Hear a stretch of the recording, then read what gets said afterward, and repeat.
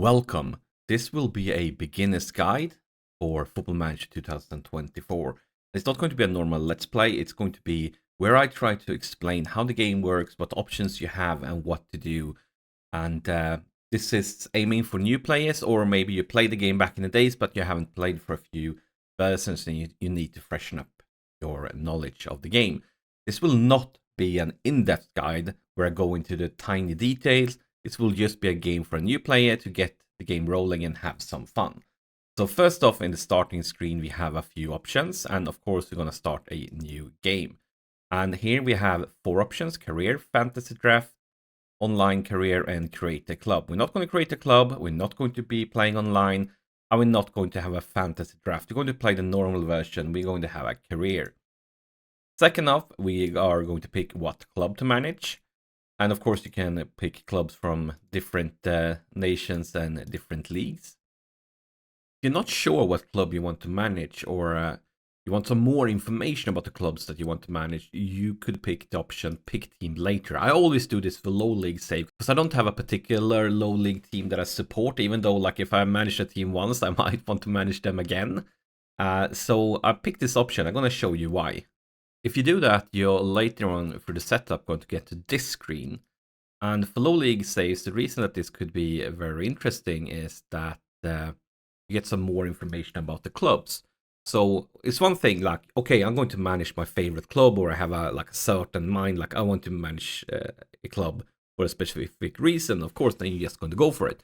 But if you feel like, okay, I want to do a low league save, I would like to try that challenge, but I'm not sure what club to pick. Like, oh, I'm going to put Wrexham because of Deadpool, or I go for something else. Or maybe you want an easier or harder challenge.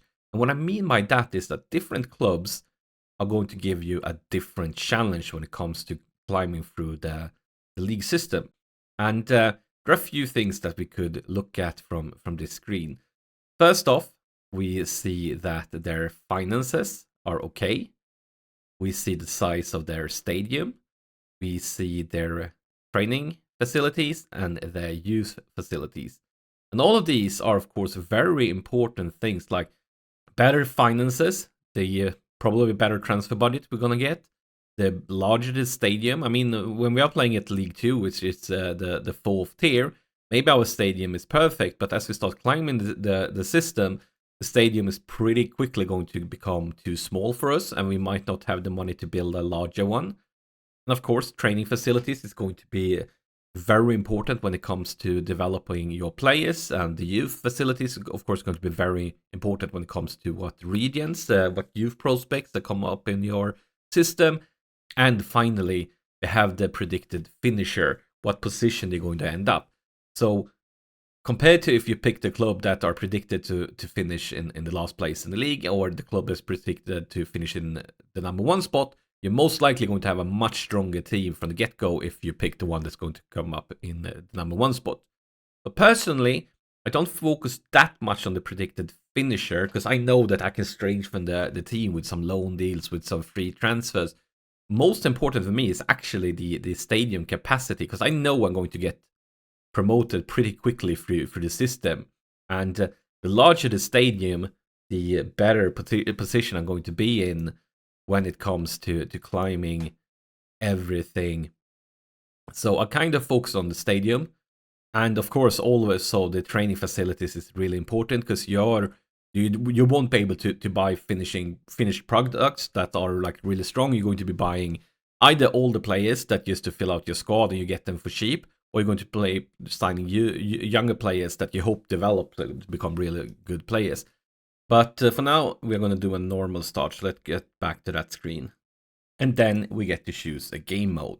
And this is new for this version. We can pick between 3 games modes: original, real world, and your world. Original, what it is basically the current season. But when the game starts at that date, all the transfers for this season in real life may not have happened yet. Like players might have signed for a new club, but they haven't joined them yet. But in this original version, these players are already at the club. In the real world version, it's kind of the same, but the transfer haven't happened yet. So it's going to say like, oh, this player is joining the club in like 3 weeks or something like that. And then we have your world, where the transfers haven't happened at all. It's like the last transfer season before the season haven't happened, so you're going to be playing everything from scratch. We're just going to go with the original. But I'm not going to pick quick start here. I'm going to pick advanced setup, because I want to basically decide what leagues I want involved. And now showing up, we see a lot of leagues based on what I've done before. So it's going to remove every league but the British or the English league. Of course, we can see what leagues is going to be available, or if it's going to be playable or viewable. And what we want to do now is these changes. I'm going to keep like this. I had this one because I did some scouting before. But yeah, we're going to keep it like this. But we want to go to add and remove leagues.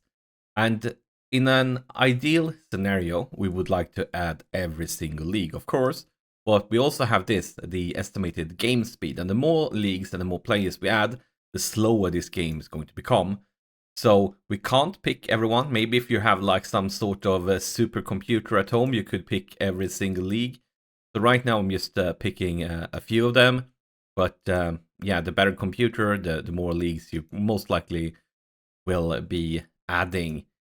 And when you find like, okay, like these leagues sounds great. Let's see, have we forgotten anyone? I mean, as I said, in an ideal scenario, we would love to have every single league. But yeah, that's going to make a very, very, very slow save. I mean, there's now I picked Liverpool in England, so maybe you would like to add like Scotland and Wales and stuff like that. But for this one, we're just going to leave it like this. And now we have the option if it's going to be viewable only or it's going to be playable. And if they are playable, as you said, it's affected speed. We're going to see more players and the game speed will be going down.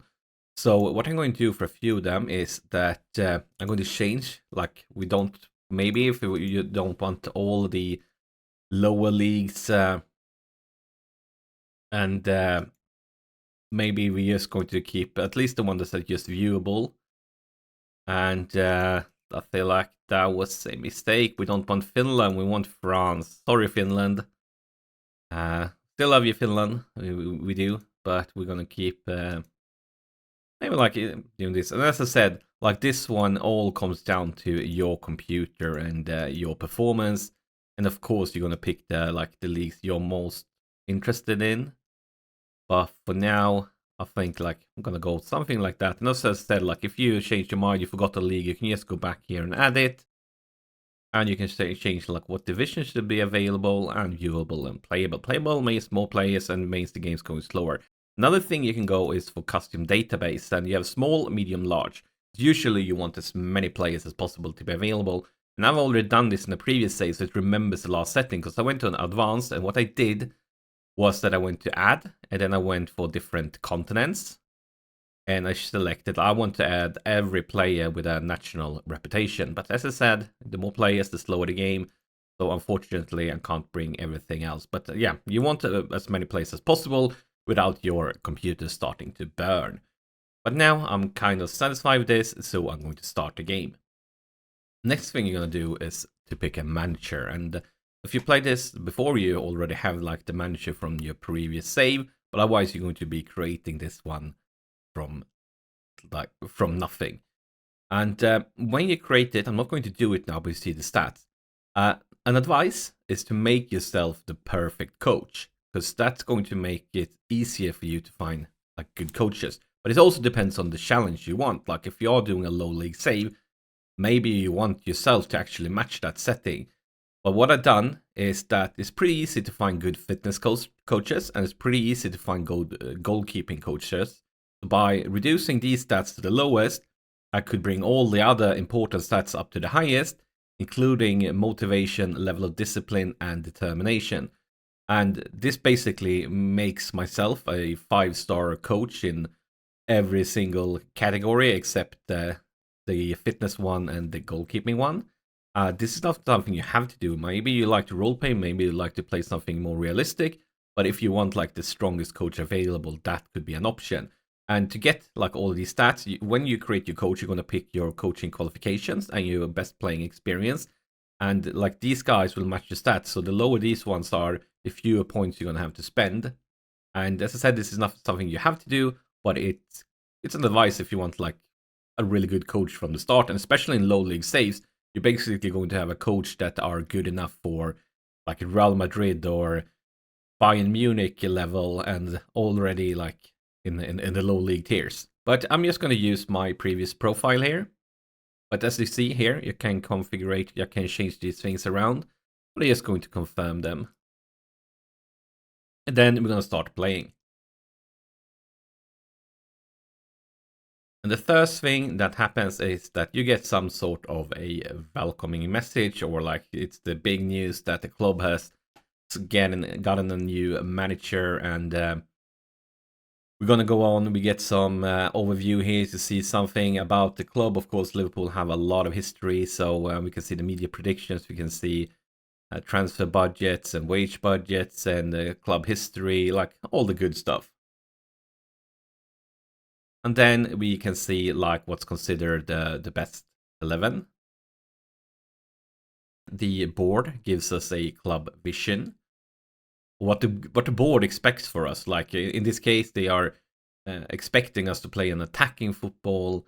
It expects us to develop players from the youth system. It expects us to sign players under the age of 23 for first team. We also have some objectives, like increase the club's commercial value, work with the wage budget, and then we have a 5 years plan here. We can see what they expect for these seasons. This is the current season, that they expect us to qualify for the Champions League, and so on. And then we can see that maybe these expectations go up from season to season because they want us to improve. So here we can see like a few seasons in, they like expect us to continue to win the Premier League, while for the first season they expected us to just qualify from the Champions League, like not even to win the league, just qualify.